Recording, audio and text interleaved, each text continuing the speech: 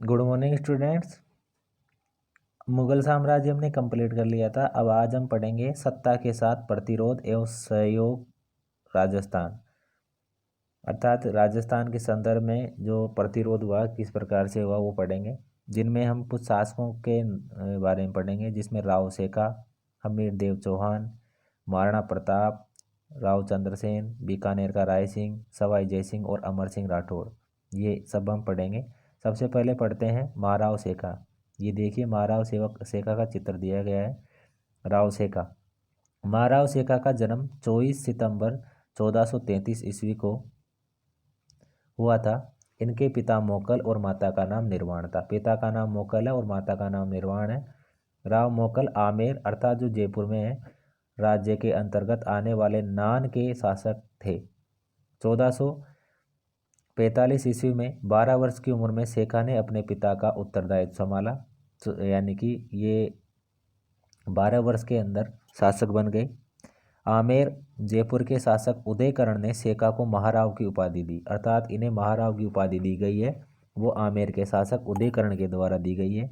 16 वर्ष की उम्र में मुल्तान, सेवार, नगरचाल के सांकला राजदूत पर अचानक आक्रमण कर विजय प्राप्त कर सेका का पहला सफल अभियान था। 1473 से 1477 में राव सेका ने पन्नी पठानों की सहायता से नौब सिंह जाटू से दादरी और अन्य जाटू राजपूतों से भिवानी पर भी विजय प्राप्त की। उसने इस्तरखान से हांसी, हैदा खान कामयानी से हिसार जीतकर अपने राज्य की सीमा का विस्तार किया, अर्थात युद्ध किए और युद्धों के माध्यम से अपने जो राज्य की जो सीमा है उसका विस्तार किया। 1449 में आमेरसर में अपने राज्य की राजधानी बनाया। आमेरसर में सेका ने भगवान जगदीश का मंदिर भी बनवाया, एक मंदिर का निर्माण भी करवाया है, भगवान जगदीश का मंदिर है। और 1477 में शिकारगढ़ का किला भी बनवाया है।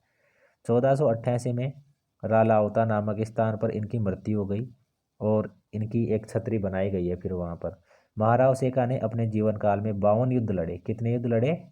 तो इन्होंने 52 युद्ध लड़े हैं। उसमें जयपुर के कछवा वंश के उपवर्ग शेखावत का संस्थापक माना जाता है। उसकी पत्नी गंगा कुमारी ने आमेरसर किले के मुहाने पर कल्याण जी का मंदिर भी बनवाया और इनकी जो पत्नी थी उन्होंने भी एक मंदिर बनवाया है। इसके बाद में हमीर देव चौहान बहुत इंपॉर्टेंट है। हमीर देव चौहान 1282 से 1301 के मध्य सवाई माधोपुर में जो रणथंभौर का किला है उसका एक तरीके से ये बहुत बड़ा रक्षक है। बागभट्ट के बाद उसका पुत्र जेतर सिंह रणथंभौर का शासक बना। जेतर सिंह ने अपने जीवन काल में ही अपने छोटे पुत्र हमीर को अपना उत्तराधिकारी नियुक्त करके 1282 में उसका राज्यारोहण कर दिया, अर्थात जो हमीर देव चौहान है 1282 में शासक बन गए। हमीर देव के सिंहासन पर बैठते ही दिग्विजय की नीति अपनाते हुए उसने भीमरस के राजा अर्जुन को पराजित करके मांडलगढ़ से कर वसूल किया। दक्षिण के परमार शासक भोज को पराजित करके उत्तर की ओर चित्तौड़, आबू, वर्धनपुर, पुष्कर, चंपा होता हुआ वापस रणथंभौर पहुंचा, अर्थात ये जो सभी जगह है यहाँ पर इन्होंने युद्ध किए। रणथंभौर पहुंचकर विजय के उपलक्ष्य में उसने कोटियजन यज्ञ का आयोजन करवाया। हमीर 17 युद्ध लड़े जिनमें से 16 में विजय रहा। हमीर ने कुल 17 युद्ध लड़े थे जिनमें से 16 तो वो जीता और जो लास्ट युद्ध था 1301 में अलाउद्दीन खिलजी के साथ में उसमें वो हार गया। दिल्ली के जलालुद्दीन खिलजी ने हमीर देव की बढ़ती हुई शक्ति को देखा तो रणथंभौर की ओर रवाना हुआ। जलालुद्दीन फिरोज खिलजी ने झाइन से रणथंभौर की ओर बढ़कर दुर्ग की घेराबंदी कर ली। रणथंभौर का जो किला है इससे थोड़ा सा पहले एक झाइन का दुर्ग पड़ता है, तो झाइन का दुर्ग एक तरीके से रणथंभौर की चाबी है, रणथंभौर को खोलने की चाबी है। जब तक झाइन के दुर्ग को आप नहीं जीतोगे तो रणथंभौर तक आप नहीं जा सकते, इसलिए तो झाइन है उस झाइन पर अधिकार करना जरूरी था। तो उस दुर्ग की घेराबंदी कर ली। काफ़ी दिनों के प्रयास के बाद सुल्तान को सफलता नहीं मिली तो घेरा उठाने का निर्णय लिया। जलालुद्दीन खिलजी हमीर देव की मजबूत मोर्चाबंदी को नष्ट करने में असफल रहा। अंततः जून 1291 में सुल्तान रणथंभौर दुर्ग का घेरा उठाकर दिल्ली की तरफ कूच कर लिया। अर्थात उसको सफलता नहीं मिली तो वो दिल्ली की तरफ रवाना हो गया। 1296 ईस्वी में जलालुद्दीन का भतीजा और दामाद अलाउद्दीन खिलजी उसकी हत्या करके दिल्ली का सुल्तान बन गया।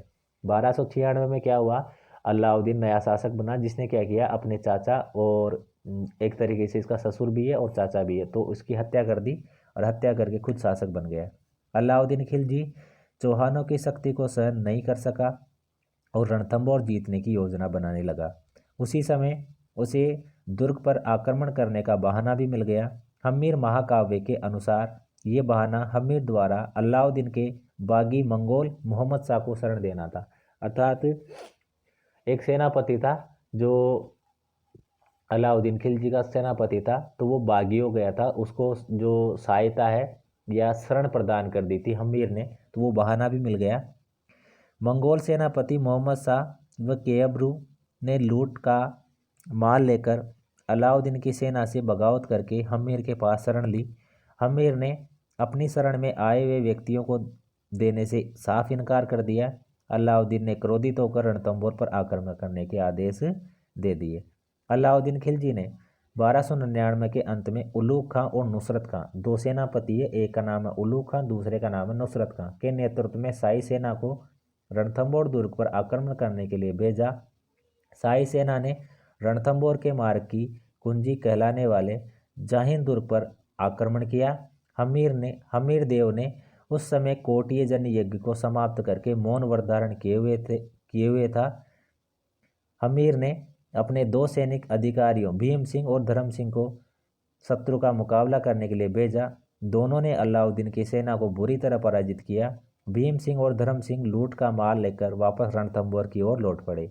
भीम सिंह और धर्म सिंह रणथंभौर के दुर्ग के निकट पहुंचे तो उन्हें सूचना मिली कि शत्रु की सेना ने दोबारा आक्रमण करने के लिए आगे बढ़ रही है। तो भीम सिंह ने धर्म सिंह को रणथंभौर भेजकर स्वयं वापस शत्रुओं पर मुकाबला करने के लिए रवाना हुआ।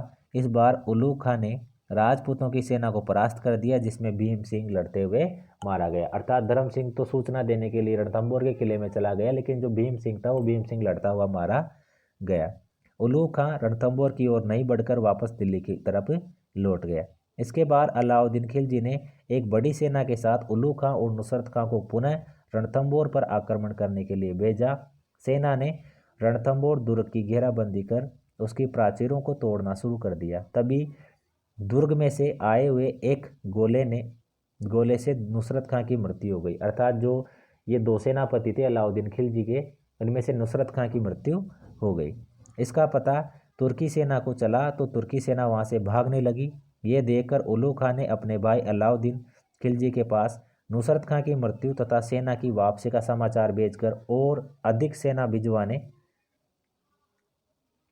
का अनुरोध किया।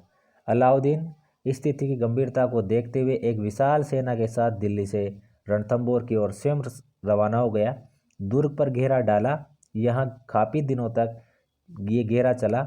जब वर्षा ऋतु निकट आने लगी तो दिल्ली एवं अवध में भयंकर विद्रोह उत्पन्न होने की सूचना सुल्तान को मिलने लगी, तो वह काफ़ी चिंतित हो गया। उसने छल कपट का सहारा लेकर रणथंभौर दुर्ग को विजय करने का निश्चय किया।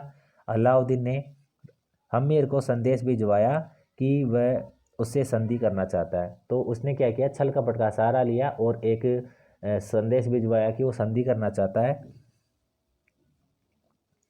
हम्मीर ने अपने दो सेनापति रणमल और रतिपाल को संधि करने के लिए शाही शिविर में भिजवाया। सुल्तान ने रणमल और रतिपाल को दुर्ग का लालच देते हुए अपनी ओर मिला लिया। इन दोनों सेना नायकों के विश्वासघात के कारण दुर्ग को गुप्त मार्ग का पता तुर्कों को चला। गुप्त मार्ग से तुर्की सेना दुर्ग में पहुंची। इतिहासकारों के अनुसार मुसलमानों के द्वारा 1 वर्ष लंबी घेराबंदी के कारण दुर्ग के भीतर खाद्य सामग्री का भयंकर अभाव हो गया। अर्थात 1 साल तक ये घेरा चला, इसलिए दुर्ग के अंदर जो खाने पीने के सामान थे वो खत्म हो गए।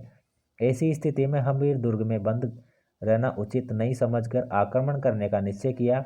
आक्रमण करने से पूर्व राजपूत स्त्रियों ने हम्मीर की रानी रंगदेवी और उसकी पुत्री पद्मला के नेतृत्व में जल जोहर किया। इसके बाद राजपूत सैनिकों ने केसरिया वस्त्र धारण कर दुर्ग के फाटक खोल दिए। दोनों पक्षों में जमकर युद्ध हुआ, जिसमें हम्मीर वीरतापूर्वक लड़ता हुआ मारा गया। अर्थात जो हमीर था वो हमीर इस युद्ध में मारा गया। 11 जुलाई 1301 को रणथंभौर पर अलाउद्दीन खिलजी का शासन स्थापित हो गया। 11 जुलाई 1301 को जो रणथंभौर का किला था वो अलाउद्दीन के कब्जे में आ गया। हमीर के विश्वासघाती सेना नायक रणमल और रतिपाल को अलाउद्दीन खिलजी ने यह कहते हुए कि जो अपने स्वधर्मी राजा के प्रति निष्ठावान नहीं रह सके उनसे भविष्य में स्वामी भक्ति की आशा कैसे की जा सकती है, और दोनों को भी मरवा दिया। अर्थात जो ये दोनों जिन्होंने विश्वासघात किया था हमीर से, उनको भी मार दिया गया। रणथंभौर के युद्ध में अलाउद्दीन खिलजी के साथ अमीर खुसरो नामक विद्वान भी था। अमीरहट के लिए विश्व में प्रसिद्ध हुआ, जिसने अपनी शरण में आए व्यक्ति को नहीं लौटाया, चाहे उसके लिए उसने अपने पूरे परिवार की बलि क्यों न दे दियो। हमीर के बारे में कहा जाता है कि सिंह सवन सतपुरुष वचन, कदली फलत एक बार, त्रिया तेल हमीर हट चढ़े न दूजी बार।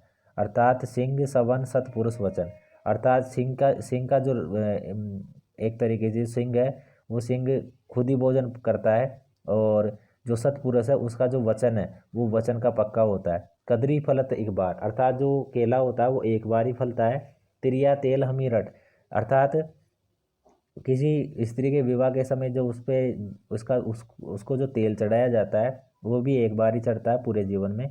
और हमीर हट चढ़े न दूजी बार, और हमीर की जो हट है वो भी दूसरी बार नहीं चढ़ती, अर्थात एक बार उसने जो निश्चय कर लिया वो उसी पर रहता है। हमीर ने अपने पिता जयसिंह के 32